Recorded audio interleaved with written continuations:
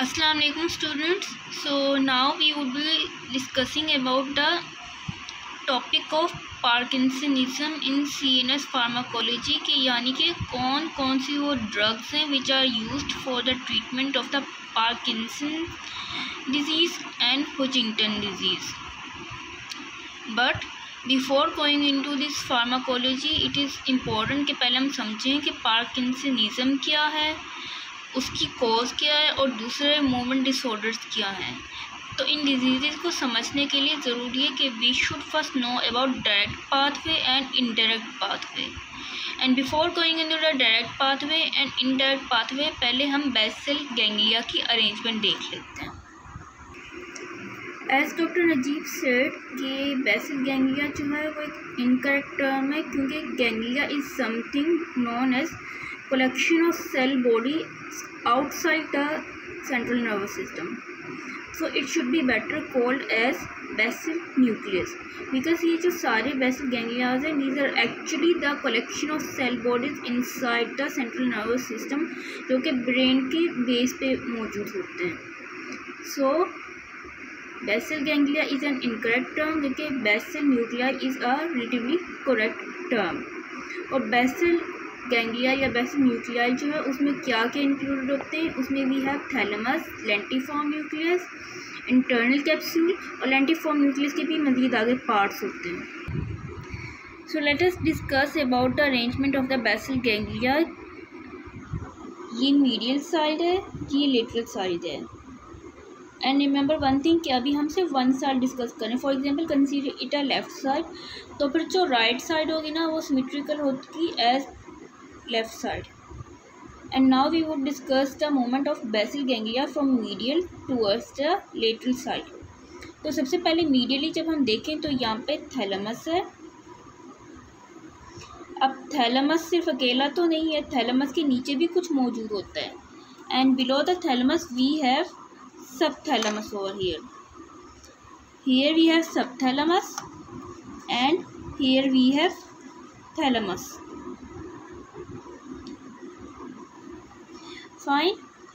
यहाँ पे for example left side है, तो यहाँ पे हमारे पास थैलेमस है, और यहाँ पे जो अगली लेफ़्ट साइड होगी यहाँ पर भी मीडियली थैलेमस मौजूद होगा. अब थैलेमस के बाद हमारे पास क्या आता है, हमारे पास we have here over here laterally, relatively laterally, lentiform nucleus, और यहाँ पे we have a triangular lentiform nucleus. अब लेंटिफॉर्म न्यूक्लियस को देखें तो लेंटिफॉर्म न्यूक्लियस के अपने भी कुछ पार्ट्स होते हैं. फॉर एग्जांपल जो लेटरल मोस्ट पार्ट होगा लेंटिफॉर्म न्यूक्लियस का, over here putamen, then over here we have globus pallidus externus, and most medial part of the lentiform nucleus is globus pallidus internus. And between all this, between the thalamus और नीचे subthalamus and over here lentiform nucleus which includes the lateral most putamen. थोड़ा सा medially आएंगे तो globus pallidus एक्सटर्नस, थोड़ा सा मज़ीद medially आएंगे तो ग्लोबस पैलिडस इंटरनस. इनके दरमियान में we have white matter which is internal capsule. So consider it are internal capsule. Now over the thalamus हमारे पास एक स्ट्रक्चर होता है दैट इज़ काउडेट न्यूक्लियस. और काउडेट न्यूक्लियस क्या होता है कि वो एक इस तरह का स्ट्रक्चर है जो थैलेमस के ऊपर से इस तरह से होते हुए गुजरते हुए उसका हेड यहाँ पे पुटामेन में इम्बेडेड है, और यहाँ से उसकी टेल लेंटिफॉर्म में जा रही है. फाइन. सो काउडेट न्यूक्लियस जो है ना, it is present in somewhat this position कि सबसे पहले जो हेड है काउडेट न्यूक्लियस का, it is embedded in the putamen. Body सारी इसकी थैलेमस के ऊपर से गुजरती है, और जो इसकी टेल है ना उसमें इमेग्लॉइड न्यूक्लियस होता है. एक स्वेलिंग होती है जिसे हम कहते हैं इमेग्लॉइड न्यूक्लियस. सो काउडेट न्यूक्लियस कुछ इस तरह की पोजीशन में मौजूद होता है. So let us again revise the arrangement of basal ganglia in our central nervous system. This is medial side, this is lateral side, और ये बॉडी की वन साइड है. For example it is the right side of the body, left side would be symmetrical same as the right side of the body. अब medial side पे सबसे पहले ये आ गया हमारे पास थैलेमस। थैलेमस के नीचे हमने एक देखी थी, that is structure known as subthalamus. उससे ज़्यादा थोड़ा सा लेटरली मूव करेंगे तो यहाँ पे जो था सारा का सारा हमारे पास इंटरनल कैप्सूल था, कुछ इस तरह से कि वाइट मैटर था between thalamus and lentiform nucleus. जो वाइट मैटर था that was known as internal capsule, fine. और फिर उसके बाद हमारे पास आया था लेंटिफॉर्म न्यूक्लियस। अब लेंटिफॉर्म न्यूक्लियस के क्या पार्ट्स देखे थे कि लेटरल मोस्ट जो पार्ट है लेंटिफॉर्म न्यूक्लियस का दैट इज पुटमैन। उससे थोड़ा सा आगे मीडियली जाएंगे तो we have globus pallidus externus. उससे मीडियली यानी कि most medial part of the lentiform nucleus is globus pallidus internus. अब काउडेट्स न्यूक्लियस को देखें तो ये थोड़ा सा सी शेप स्ट्रक्चर है कि यहाँ से जाता हुआ थैलेमस से ऊपर होता हुआ and after that it's head is embedded in the putamen. ये सारी जो इसकी body it is passing about the thalamus. और जो इसकी टेल है यहाँ पे एक छोटी सी स्वेलिंग है which is amygdaloid nucleus. Now let us discuss about some of technical terms of the basal ganglia. Putman, globus pallidus externus, globus pallidus internus, all three of them are included in lentiform nucleus. Globus pallidus internus, globus pallidus externus, both of them are included in the term pleostriatum. अब यहाँ पे एक important question है कि नियोस्ट्राइटम, striatum और कॉपस्ट्राइटम में क्या difference होता है। तो नियोस्ट्राइटम और स्ट्राइटम दोनों एक ही चीज़ है। और ये क्या चीज़ है कि यहाँ पे जो है लेंटिफॉर्म न्यूक्लियस में हमने देखा था लिटिल मोस्ट पार्ट पुटमैन है और इसमें जो है काउडेट न्यूक्लियस का हेड एम्बेडेड है। So the caudate nucleus and putamen both of them combine together to form the neostriatum या जिसको हम स्ट्राइटम भी कहते हैं। क्योंकि सारे कंपोनेंट्स जो हैं लेंटिफॉर्म न्यूक्लियस जिसमें पुटमैन भी आ जाता है, globus pallidus internus, globus pallidus एक्सटर्नस भी आ जाता है और काउडेट न्यूक्लियस भी आ जाता है और थैलेमस भी आ जाते हैं। All of these components are included in corpus striatum. Now let us discuss about the direct pathway and indirect pathway. Direct pathway जो है इसका एक्टिवेटरी एक्शन होता है जबकि इनडायरेक्ट पाथवे का इनहिबिटरी एक्शन होता है। फॉर एग्जांपल एक फ्लेक्शन मूवमेंट करना चाह रहे हैं हम, तो जो आर्म के फ्लेक्सर मसल्स हैं that would be activated by the direct pathway, जबकि उसी आर्म के जो एक्सटेंसर मसल्स हैं that would B inactivated bye the indirect pathway. तो अब हम देखते हैं कि डायरेक्ट पाथवे किस तरह से मसल्स को एक्टिवेट करता है। सबसे पहले here we have cerebral cortex. Cerebral cortex से ग्लूटामेट से नर्व फाइबर्स निकलेंगे and these nerve fibres are glutaminergic and we have studied कि ग्लूटामेट जो है दैट इज एक्टिवेटरी न्यूरोट्रांसमीटर्स। तो जब सेरिब्रल कॉर्टेक्स से निकलने वाले nerve fibres they would release glutamate, it has activatory action and glutamate would act on the neostriatum. Neostriatum में हमने पढ़ा था कि नियोस्ट्राइटम में कौन से स्ट्रक्चर्स इंक्लूड होते हैं, काउडेट एंड पुटमैन, फाइन। तो ग्लूटामेट के molecules would act on the neostriatum and it would result in the excitation of neurons in the neostriatum. अब नियोस्ट्राइटम से नर्व फाइबर्स निकलेंगे and these nerve fibres would release gamma amino butyric acid which is inhibitory neurotransmitter. अब क्या होगा कि जो GABA है it would act on globus pallidus internus और यहाँ पे इसका इनहिबिटरी इफेक्ट होगा and it would inhibit the globus pallidus internus. You must have remembered कि जब हमने फार्माकोडायनेमिक्स का टॉपिक पढ़ा था oxidatives and hypnotics, we studied about paradoxical disinhibition और उसमें एक टर्म बोली गई थी कि डिस का मतलब है नेगेटिव, कि ये चीज़ नहीं हो रही, और इनहिबिशन का मतलब है समथिंग, कि एक चीज़ का फंक्शन रोका जा रहा है। तो जब डिस है मतलब कि इनहिबिशन फिर नहीं हो रही, और डिस इनहिबिशन मतलब कि इनहिबिशन नहीं हो रही, तो ये कब होता है? जब दो GABA neurons are connected in series. तो वो चीज़ यहाँ पर हमें डायरेक्ट पाथवे में देखने को मिलती है।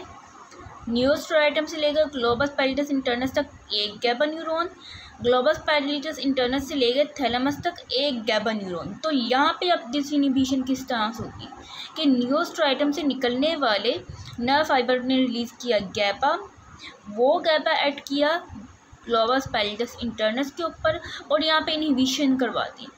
और जब यहाँ पे इनहिबिशन करवा दी मतलब कि अब जो गैबा यहाँ पे एक्ट हुआ था on the receptors on the globus pallidus internus, उसने अब यहाँ पे इनहिबिशन करवा दी। तो अब यहाँ से फायरिंग ऑफ नर्व फाइबर्स नहीं होगा, मतलब कि आगे न्यूरॉन रिलीज़ नहीं होगा। और क्योंकि ग्लोबस पैलेटस इंटरनस से लेकर थैलेमस तक जाने वाला न्यूरॉन जो था वो गैबा रिलीज़ कर रहा था एज अ न्यूरोट्रांसमीटर, तो आगे वाली जो इनहिबिशन जो जानी थी थैलेमस की तरफ वो अब ख़त्म हो जाएगी। मतलब this is something known as disinhibition के ग्लोबस पैलेटस इंटरनस से जाने वाला जो न्यूरॉन है टुवर्ड्स द थैलेमस, उसने गैबा रिलीज़ करना था और थैलेमस को इनहिबिट करवाना था। लेकिन इस इफ़ेक्ट को किस तरह से डिस इनहिबिट किया गया कि पीछे से जो न्यूरोस्ट्राइटम से निकलने वाला नर्व फाइबर था वो भी गैबा रिलीज़ करता, ये गैबा ऐड किया उन ग्लोबस पैलेटस इंटरनस और इसने ग्लोबस पैलेटस इंटरनस को इनहिबिट कर दिया। तो आगे न्यूरॉन की फायरिंग नहीं हो सकती, और आगे न्यूरॉन की फायरिंग नहीं हो सकती मतलब कि गैबा can not be released on the thalamus, which means thalamus escapes the inhibitory effect of गैबा। और जो इनहिबिटरी इफेक्ट अब इस पे होना था थैलेमस पे वो नहीं होगा, मतलब disinhibition means excitation of thalamus. Thalamus excite हो गया, अब ये ग्लूटामेट रिलीज कर सकता है क्योंकि एक्साइटेड फॉर्म में है, और ग्लूटामेट जो है फिर आगे जाके सेरेब्रल कॉर्टेक्स पे ऐड कर सकते हैं, सेरेब्रल कॉर्टेक्स को स्टिमुलेट करवा सकता है। फिर आगे सेरेब्रल कॉर्टेक्स जो है स्केलेटल मसल्स की तरफ न्यूरॉन्स की फायरिंग करवाएगा ताकि स्केलेटल मसल्स जो हैं जो फ्लेक्सर कंपार्टमेंट में थे उनकी कॉन्ट्रैक्शन और फ्लेक्शन ऑफ आर्म पॉसिबल हो जाए। Hope so you got the point.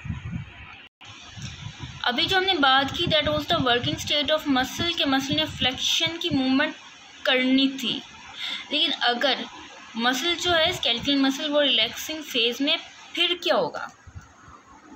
फिर ग्लोबस पैलेटस इंटरनस से लेकर थैलेमस तक जाने वाले पैलिटोथैलेमिक फाइबर्स जो हैं वो एक्टिवेटेड फॉर्म में होंगे और वो मुसलसल गैबा रिलीज़ करेंगे, और अगर वो मुसलसल गैबा रिलीज़ करेंगे इनहिबिशन ऑफ थैलेमस होगी, ग्लूटामेट रिलीज़ नहीं हो सकेगा, सेरेब्रल कॉर्टेक्स को इन्फॉर्मेशन नहीं जा सकेगी, सेरेब्रल कॉर्टेक्स को नर्व इम्पल्स नहीं जा सकेगी, इन्फॉर्मेशन नहीं जा सकेगी, तो आगे भी जाकर स्केलेटल मसल्स को की कॉन्ट्रैक्शन नहीं करवा सकेगा। और यही वजह है कि जब हम रेस्टिंग कंडीशन पे होते हैं तो डायरेक्ट पाथवे में पैलिटोथैलेमिक फाइबर्स जो हैं वो एक्टिवेटेड फॉर्म में होते हैं। अब डायरेक्ट पाथवे का पर डोपामीन का क्या इफ़ेक्ट होता है? तो डोपामीन जो है बेसिकली वो एक ऐसा न्यूरोट्रांसमीटर है जो कि वर्किंग स्टेट को फैसिलिटेट करता है। यहाँ पे न्यूरोस्ट्राइटम के ऊपर we have D1 receptors in the case of direct pathway. Substantia nigra is the part of mid brain, और यहाँ से निकलने वाले fibres would move towards the D1 receptors of neostriatum and this pathway is known as nigrostriatal tract या nigrostriatal fibres. ये nigrostriatal fibres क्या करेंगे? They would release dopamine and this dopamine would act on D1 receptors on neostriatum. D1 receptors की activation होगी, फिर D1 receptor की activation होगी, तो D1 रिसेप्टर जो है उसकी वजह से न्यूरोस्ट्राइटम की ज़्यादा एक्टिवेशन होगी, न्यूरोस्ट्राइटम ज़्यादा गैबा रिलीज़ करेगा, ज़्यादा इनहिबिशन होगी ग्लोबस पैलेटस इंटरनस की। ग्लोबस पैलेटस इंटरनस की ज़्यादा इनहिबिशन तो गैबा कम रिलीज़ होगा, आगे गैबा आगे कम रिलीज़ होगा मतलब कि थैलेमस की ज़्यादा एक्साइटेशन, ज़्यादा ग्लूटामेट रिलीज और ज़्यादा सेरेब्रल कॉर्टेक्स की एक्साइटेशन। सेरेब्रल कॉर्टेक्स की ज़्यादा एक्साइटेशन मतलब कि ज़्यादा स्केलेटल मसल्स की मूवमेंट। ये बात तो हम कर चुके हैं कि ग्लोबस पैलेटस इंटरनस से लेकर थैलेमस तक जाने वाले पैलिटोथैलेमिक फाइबर्स जो हैं उनकी एक्टिवेशन होती है इन the case of the resting state, ताकि ज़्यादा गैबा रिलीज हो, थैलेमस की इनहिबिशन हो और आगे जाके ग्लूटामेट रिलीज ना हो सके और सेरेब्रल कॉर्टेक्स की एक्साइटेशन ना हो सके, जिसकी वजह से फॉर एग्जांपल अगर हमने फ्लेक्शन मूवमेंट करवानी है तो flexor compartment would be activated by direct pathway, जबकि extensor compartment would be inhibited by indirect pathway. Now let us discuss about the indirect pathway. So indirect pathway के case में क्या होता है कि सबसे पहले fibers arising from the cerebral cortex would move towards the neostriatum, glutamate release होगा और neostriatum की एक्टिवेशन हो जाएगी। अब जबकि यहाँ पे एक्टिवेशन हुई है न्यूरॉन्स की तरफ, न्यूरॉन्स की, तो आगे से जो न्यूरॉन्स फायर होंगे they would move towards the globus pallidus externus. Globus pallidus externus क्या आता है? लेंटिफॉर्म न्यूक्लियस का वो part that was present between the globus pallidus internus and putamen. और नियोस्ट्राइटम से लेकर ग्लोबस पैलेटस एक्सटर्नस तक आने वाले फाइबर्स जो वो गैबा है, मतलब गैबा रिलीज करते हैं एज अ न्यूरोट्रांसमीटर, तो ग्लोबस पैलेटस एक्सटर्नस की इनहिबिशन हो जाएगी। और यहीं पर हम देखते हैं एक पैराडॉक्सिकल इनहिबिशन कि अगर ग्लोबस पैलेटस एक्सटर्नस की इनहिबिशन हो गई है तो आगे मज़ीद न्यूरॉन्स गैबा रिलीज़ नहीं कर सकेंगे, आगे भी गैबा रिलीज़ नहीं होगा तो सबथैलेमस जो है वो इनहिबिटरी इफेक्ट को एस्केप कर जाएगा। और अगर सबथैलेमस इनहिबिटरी इफेक्ट को एस्केप कर जाएगा तो सबथैलेमस की एक्टिवेशन होगी, सबथैलेमस की एक्टिवेशन होगी तो फिर ये ग्लूटामेट रिलीज़ कर देगा। अब सबथैलेमस जो है आगे ग्लूटामेट रिलीज़ करेगा towards the globus pallidus internus, तो यहाँ पे ग्लोबस पैलेटस इंटरनस की एक्टिवेशन हो जाएगी। और आगे क्या पड़ा हुआ है? गैबा न्यूरॉन्स। ग्लोबस पैलेटस इंटरनस आगे जब इसकी इतनी एक्टिवेशन हो गई है तो आगे ये नर्व फाइबर्स रिलीज़ करेगा, जो रिलीज़ करेंगे GABA as a neurotransmitter and GABA is inhibitory. इसका इनहिबिटरी इफेक्ट होगा थैलेमस की इनहिबिशन हो जाएगी, और अगर थैलेमस की इनहिबिशन हो जाएगी तो थैलेमस से आगे नर्व फाइबर्स ग्लूटामेट रिलीज़ नहीं कर सकेंगे, ग्लूटामेट ही रिलीज़ नहीं हो सकेगा from thalamus towards the cerebral cortex, तो सेरेब्रल कॉर्टेक्स जो है वो इनहिबिट हो जाएगा और इसी वजह से cerebral cortex would not send the nerve impulses towards the extensor compartment, ताकि फ्लेक्सर मूवमेंट ईजिली परफॉर्म हो सके। इस तरह से अगर एक बंदा जो है कोई फंक्शन परफॉर्म करना चाह रहा है, for example the function of flexion, तो flexor compartment is activated by direct pathway, जबकि extensor pathway is somewhat inhibited by the indirect pathway. अब यहाँ पे डोपामिन का क्या इफेक्ट है? इन द सेम वे कि सब्सटेंशिया नाइग्रा जो है यहाँ से न्यूरल फाइबर्स जाएंगे towards the D2 receptors of neostriatum और वो डोपामिन ही रिलीज करेंगे। डोपामिन जो है वो एक्ट करेगा ऑन D2 रिसेप्टर्स। अब हमने पढ़ा है कि डोपामिन जो है इट फेवर्स द एक्टिविटी, मतलब कि it favours the movement, it facilitates the movement.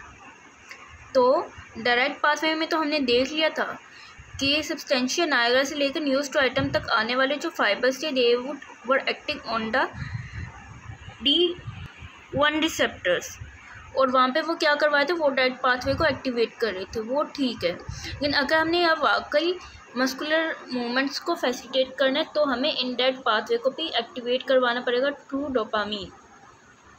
अब आप पूछेंगे कि अगर फ्लेक्शन की मूवमेंट परफॉर्म करनी है और फ्लेक्सर कंपार्टमेंट जो है वो एक्टिवेट हो रहा है, जबकि जो एक्सटेंसिव कंपार्टमेंट है वो इनएक्टिवेट हुआ था बाय इनडायरेक्ट पाथवे, तो डोपामिन अगर हम रिलीज़ करवाएंगे तो फिर फ्लेक्सर भी एक्टिवेट हो जाएगा, एक्सटेंसिव भी एक्टिवेट हो जाएगा, तो वो तो सही बात ना हुई। तो डोपामिन का पर्पस जो है उस तरह की मूवमेंट में होता है जो कि इंट्रीगेट मूवमेंट होती है, कॉम्प्लेक्स मूवमेंट होती है, like buttoning of the shirt, writing. क्योंकि इसमें क्या होता है कि एक पॉइंट पे अगर फ्लेक्शन हो रही है फिंगर्स की तो दूसरे पॉइंट पे एक्सटेंशन भी रिक्वायर्ड होती है फिंगर्स की। एक पॉइंट पे एक्सटेंशन ज़्यादा हो रही है तो दूसरे पॉइंट पे फ्लेक्शन कम हो रही है, तो इस वजह से इनडायरेक्ट डायरेक्ट पाथवे, दोनों की एक्टिवेशन रिक्वायर्ड होती है इन the case of intricate complex hand movements. याद रखिएगा डोपामीन का जो रोल है इन फैसिलिटेटिंग द हैंड मूवमेंट्स, वो कॉम्प्लेक्स मूवमेंट को फैसिलिटेट करने के लिए होती है। तो इनडायरेक्ट पाथवे के केस में क्या होता है कि सब्सटेंशिया नाइग्रा से रिलीज होने वाले फाइबर्स जो है they would release dopamine on D2 receptors. यहाँ पे जो है D2 receptors are located on the neostriatum. अब यहाँ पे क्या होगा, D2 रिसेप्टर्स पे इनहिबिटरी रोल होगा। तो यहाँ पे जब D2 रिसेप्टर्स एक्टिवेट होंगे, आगे की तरफ जो है नर्व फाइबर्स फायर नहीं हो सकेंगे, मतलब कि गैबा रिलीज़ नहीं हो सकेगा। और अगर गैबा रिलीज़ नहीं हो सकेगा तो ग्लोबस पैलेटस एक्सटर्नस की इनहिबिशन नहीं हो सकेगी, मतलब ग्लोबस पैलेटस एक्सटर्नस की एक्साइटेशन हो जाएगी। तो आगे जो नर्व फाइबर्स रिलीज़ होंगे they would easily release गैबा inhibitory neuro transmitter, और यही गैबा जो it would result in the inhibition of subthalamus. Subthalamus की इनहिबिशन हो गई, आगे जो है ग्लूटामेट रिलीज नहीं हो सका टूवर्ड्स द ग्लोबस पैलेटस इंटर्नस। और अगर ग्लोबस पैलेटस इंटर्नस की तरफ ग्लूटामेट रिलीज नहीं हो सकेगा तो ग्लोबस पैलेटस इंटर्नस की इनहिबिशन हो जाएगी। ग्लोबस पैलेटस इंटर्नस की इनहिबिशन मतलब आगे गैबा रिलीज नहीं हो सकेगा, और अगर गैबा रिलीज नहीं होगा थैलेमस की तरफ तो थैलेमस की एक्साइटेशन हो जाएगी। थैलेमस की एक्साइटेशन हो जाएगी, it would release the glutamate towards the cerebral cortex which would result in the activation of the cerebral cortex. So dopamine का इस तरह से रोल होता है on the indirect pathway in facilitating the intricate hand movements. Now you would ask, direct pathway में तो हमने पढ़ा था कि डोपामीन जो है वो D1 रिसेप्टर्स पे एक्ट कर रहे and D1 receptors were located on neostriatum, और आगे एक्टिवेशन हो रही यानी गैबा रिलीज हो रहा था। जबकि इनडायरेक्ट पाथवे में अभी हमने पढ़ा कि डोपामीन जो है वो जब रिसेप्टर्स पे एक्ट हो रहा है ऑन द नियोस्ट्राइटम, आगे गैबा रिलीज नहीं हो रहा। तो ऐसा क्यों है? उसका आंसर ये है कि डायरेक्ट पाथवे में नियोस्ट्राइटम पे जो D1 रिसेप्टर्स थे उन पे जाके डोपामीन ने एक्ट किया था, जबकि इनडायरेक्ट पाथवे में डोपामीन ने कहाँ पे जाके एक्ट किया, ऑन D2 रिसेप्टर्स। सो इस वजह से यहाँ पे गैबा रिलीज नहीं हुआ। अब पार्किंसनिज्म में क्या होता है? पार्किंसनिज्म में हम बहुत अर्ली क्लासेस से पढ़ते हुए आ रहे हैं कि डोपामीन न्यूरोट्रांसमीटर की डेफिशिएंसी हो जाती है, लेकिन कहाँ होती है, उसका क्या इफ़ेक्ट होता है? तो सब्सटेंशिया नाइग्रा से जाने वाले नर्व फाइबर्स जो नियोस्ट्राइटम तक जा रहे होते हैं विच आर नाइग्रोस्ट्राइटल ट्रैक्ट, इनमें जो न्यूरॉन्स होती हैं उनमें डोपामीन की डेफिशिएंसी हो जाती है। डोपामीन की डेफिशिएंसी हो गई तो इनडायरेक्ट पाथवे जो है यहाँ पे जो सारी हमने एक्टिवेशन पढ़ी थ्रू डोपामीन वो नहीं हो सकेगी, और जो मतलब कि इंट्रिकेट हैंड मूवमेंट्स हैं वो फैसिलिटेट नहीं हो सकेंगी, which would result in the decrease in the hand movement which is something known as akinesia या ब्रेडिकाइनेसिया। जबकि दूसरी जो डिजीज़ है लाइक होजिंगटन डिजीज़, इसमें क्या होता है कि इनडायरेक्ट पाथवे में नियोस्ट्राइटम से लेकर ग्लोबस पैलेटस एक्सटर्नस तक जाने वाले जो नर्व फाइबर्स हैं वहाँ पे गैबा न्यूरोट्रांसमीटर्स की डिप्लीशन हो जाती है, जिसकी वजह से क्या होता है कि मूवमेंट्स जो हैं वो उल्टा मज़ीद इंक्रीज़ हो जाती हैं, which could result in the conditions like athetosis, chorea, tics, tremors. अब आप पूछें कि ये सारी क्या टर्म्स हैं, तो ये सारी टर्म्स जो है कुछ ऐसी हैं विच would result in the increase in the hand movement, मतलब कि ट्विस्टिंग मूवमेंट या dancing movement, that we would discuss later in the next videos. So this was all about direct pathway, indirect pathway and the arrangement of the basal ganglia. Video काफ़ी ज़्यादा लंबी हो गई है, लेकिन मेरा मकसद यही था कि पार्किंसनिज्म को पहले समझा जाए, और जब तक हम पार्किंसनिज्म की कॉज को ही नहीं समझ सकेंगे तो हम कैसे समझ सकेंगे कि वो ड्रग्स जो पार्किंसनिज्म की डिजीज़ को, उसके सिम्टम्स को ट्रीट करने के लिए यूज़ हो रही है वो किस मैकेनिज़्म के थ्रू एक्ट कर रही है। सो अब हमने डायरेक्ट पाथवे पढ़ लिया, इनडायरेक्ट पाथवे कर लिया। In the next video we would be relating the symptoms of Parkinson's disease, Huntington disease with these pathways, इनकी कॉज के साथ रिलेट करके पढ़ेंगे। और ये देखेंगे कि इनको ट्रीट करने वाली ड्रग्स किस तरह से इनकी कॉज को रिमूव करती हैं। This was all about today's lecture. Hope you understood well. Thanks for watching.